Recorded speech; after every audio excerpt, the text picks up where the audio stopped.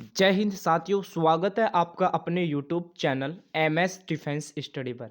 साथियों, आज बात करने वाले हैं आर्मी अग्निवीर परीक्षाओं के लिए जीके जीएस के कुछ और महत्वपूर्ण क्वेश्चनों पर हम बात करने वाले हैं, जो कि आपके आर्मी अग्निवीर एग्जाम के लिए बहुत ही महत्वपूर्ण क्वेश्चन रहने वाले हैं। साथियों, जिसका भी 22 अप्रैल का पेपर है साथियों, जिनका भी 22 अप्रैल का पेपर है, वो तो साथियों इस वीडियो को पूरा अंत तक जरूर देखिए, क्योंकि यहाँ से आपके एग्जाम में क्वेश्चन जरूर पूछे जाने वाले हैं। किसी ना किसी शिफ्ट में आपको जरूर क्वेश्चन देखने को मिलने वाला है। तो साथियों, वीडियो को पूरा अंत तक जरूर देखिए। चैनल पर यदि नए हैं तो चैनल को भी जरूर सब्सक्राइब कर ले, क्योंकि आने वाली वीडियो में आपके लिए बहुत ही मददगार रहने वाली है। आपके एग्जाम में यहीं से आपके क्वेश्चन पूछे जाने वाले हैं साथियों। तो चैनल से जुड़े रहें, चैनल को सब्सक्राइब करके बेल आइकन को ऑन कर लीजिए। और पीडीएफ के लिए हमारे टेलीग्राम चैनल से जुड़े। टेलीग्राम चैनल का लिंक है वो डिस्क्रिप्शन में दिया गया है, वहाँ से जाकर आप टेलीग्राम चैनल को ज्वाइन कर सकते हैं। तो चलिए साथियों, शुरू करते हैं। प्रत्येक क्वेश्चन का आंसर आपको कमेंट सेक्शन में देना है। तो पहला क्वेश्चन है, भारतीय वानिकी अनुसंधान एवं शिक्षा परिषद कहाँ पर स्थित है। साथियों, जितने भी क्वेश्चन करवाए जा रहे हैं साथियों, वेरी वेरी इंपॉर्टेंट सवाल है। तो भारतीय वानिकी अनुसंधान एवं शिक्षा जो परिषद है साथियों, ये आपका स्थित है देहरादून में। कहाँ पर स्थित है साथियों? देहरादून में आपका स्थित है। तो राइट आंसर आपका हो जाएगा ऑप्शन नंबर ए। और आशा करता हूँ आप सभी ने ही ऑप्शन ए ही दिया होगा इस क्वेश्चन का राइट आंसर। नेक्स्ट क्वेश्चन की ओर बढ़ते हैं। क्वेश्चन नंबर 2 है, देखिए, निम्नलिखित में से जापान की मुद्रा कौन सी है। साथियों, जापान की यहाँ पर मुद्रा आपसे पूछी है। तो जापान की जो मुद्रा है वो है साथियों येन। जापान की मुद्रा क्या है साथियों? येन है, वो है आपकी जापान की मुद्रा। तो राइट आंसर जो हो जाएगा वो हो जाएगा आपका ऑप्शन नंबर डी। क्या हो जाएगा साथियों? ऑप्शन डी आपका राइट आंसर हो जाएगा। क्वेश्चन नंबर 3 देखिए, मलेशिया का राष्ट्रीय खेल क्या है साथियों? मलेशिया का राष्ट्रीय खेल क्या है? जल्दी से कमेंट सेक्शन में आप आंसर दीजिए। तो मलेशिया की बात करें तो बैडमिंटन साथियों। क्या? बैडमिंटन जो है वो है आपका मलेशिया का राष्ट्रीय खेल। तो करेक्ट आंसर जो हो जाएगा साथियों, ये हो जाएगा आपका option number A. Option A आपका करेक्ट आंसर हो जाएगा क्वेश्चन नंबर 3 का राइट आंसर। क्वेश्चन नंबर 4 देखिए, बैटन कप किस खेल से संबंधित है साथियों? वेरी वेरी इंपॉर्टेंट सवाल है साथियों, जरूर आपको देखने को मिलेगा आपके 22 तारीख की शिफ्ट में। बैटन कप किस खेल से संबंधित है? तो साथियों, ये आपके हॉकी खेल से संबंधित है। किस खेल से संबंधित है? आपके हॉकी खेल से संबंधित है। तो ऑप्शन बी आपका करेक्ट आंसर हो जाएगा क्वेश्चन नंबर 4 का राइट आंसर। साथियों, साथ के साथ कमेंट सेक्शन में आप आंसर देते हुए चलिए। लास्ट में आपको बताना है कि आपने कितने क्वेश्चन जो हैं वो सही किए हैं। अपना स्कोर भी आपको कमेंट सेक्शन में बताना है। क्वेश्चन नंबर 5 देखिए, अंतर्राष्ट्रीय न्यायालय में न्यायाधीशों की जो संख्या है वो कितनी है साथियों? जल्दी से कमेंट सेक्शन में बताएं। अंतर्राष्ट्रीय न्यायालय में न्यायाधीशों की जो संख्या है वो कितनी है?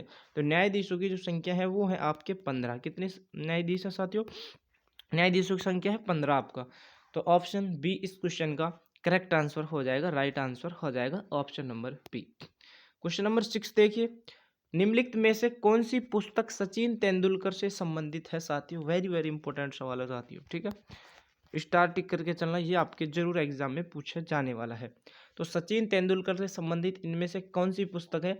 तो वो है आपकी फ्लेइंग इट माई वे। कौन सी है साथियों? फ्लेइंग इट माई वे जो है, ये पुस्तक सचिन तेंदुलकर से संबंधित है। तो ऑप्शन डी आपका करेक्ट आंसर हो जाएगा। क्या होगा? ऑप्शन डी आपका राइट आंसर हो जाएगा क्वेश्चन नंबर 6 का राइट आंसर। क्वेश्चन नंबर 7 है, अमर्त्य कुमार सेन को किस वर्ष में अर्थशास्त्र का जो नोबेल पुरस्कार है वो मिला था साथियों?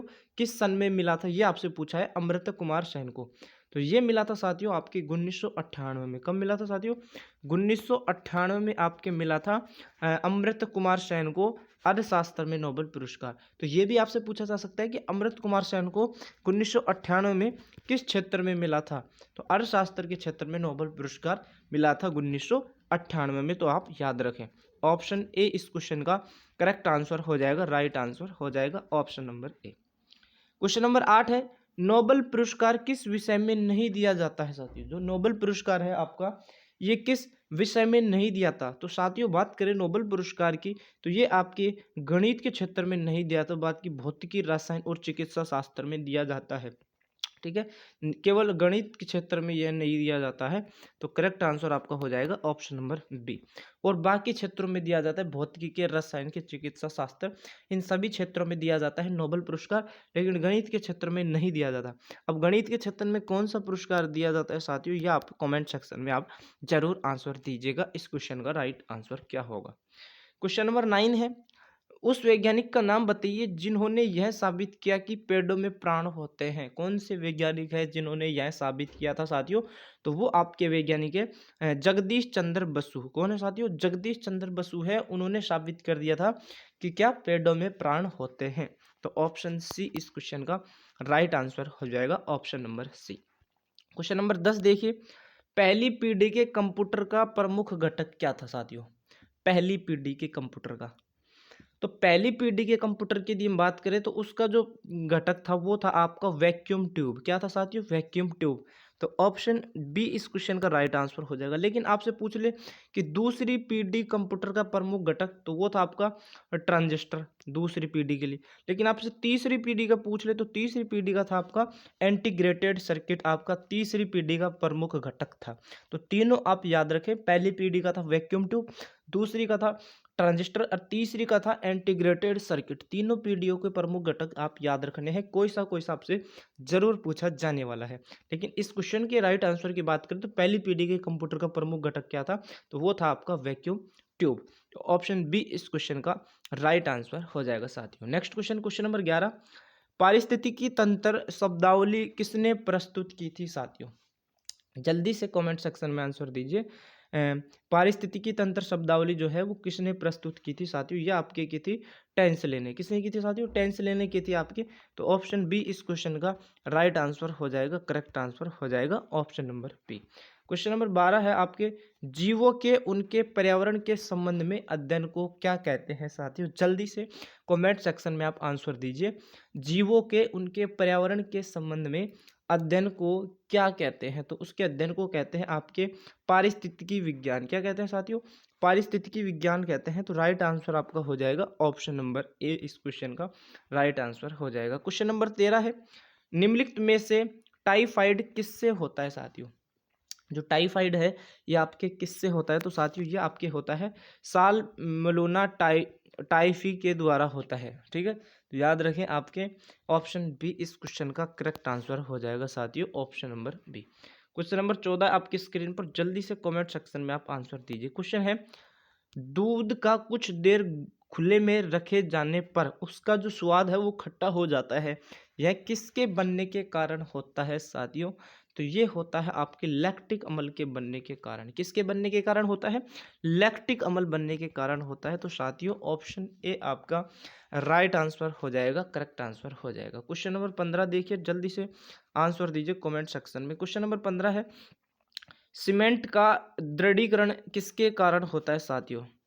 सीमेंट का जो दृढ़ीकरण है वो किसके कारण होता है साथियों, जल्दी से कमेंट सेक्शन में दीजिए। तो ये आपके जल योजन और जल अपघटन के द्वारा होता है। किसके कारण होता है, जल योजन और जल अपघटन के कारण होता है। तो करेक्ट आंसर आपका हो जाएगा option number B, option B आपका राइट आंसर हो जाएगा। क्वेश्चन नंबर 16 है, द्रव्यमान संख्या हमेशा खालिस्तान के बराबर होती है साथियों। जो द्रव्यमान संख्या है वो हमेशा किसके बराबर होती है, तो ये आपकी प्रोटॉन न्यूट्रॉन की संख्या का योग के बराबर होती है। द्रव्यमान संख्या किसके बराबर, प्रोटॉन तथा न्यूट्रॉन की संख्या के योग के बराबर होती है आपकी द्रव्यमान संख्या। तो ऑप्शन डी आपका करेक्ट आंसर हो जाएगा। क्वेश्चन नंबर 17 देखिए, पारसेक किसकी मापन इकाई है। जो पारसेक है आपकी ये किसकी मापन इकाई है, तो पारसेक की बात करें तो ये खगोलीय दूरी की, किसकी, खगोलीय दूरी की क्या है, पारसेक वो है मापन इकाई। ठीक है, तो राइट आंसर हो जाएगा आपका option number B. Question number 18 है आपकी स्क्रीन पर, जल्दी से कमेंट सेक्शन में आंसर दीजिए। यदि वायुदाब मापी यंत्र की रीडिंग अचानक तेजी से नीचे गिरने लगे तो इससे क्या संकेत मिलता है कि मौसम। देखिए साथियों क्वेश्चन को ध्यानपूर्वक पढ़कर आपको कमेंट सेक्शन में आंसर देना है। यदि वायुदाब मापी यंत्र की जो रीडिंग है वो अचानक तेजी से नीचे गिरने लगे तो इससे क्या संकेत मिलता है कि मौसम, तो मौसम क्या अत्यधिक तूफानी होगा। यदि जो रीडिंग है वो तेजी से नीचे गिरने लगे तो उससे यही संकेत मिलता है कि जो मौसम है वो क्या होगा, अत्यधिक तूफानी होगा। तो ऑप्शन बी इस क्वेश्चन का राइट आंसर हो जाएगा, करेक्ट आंसर हो जाएगा।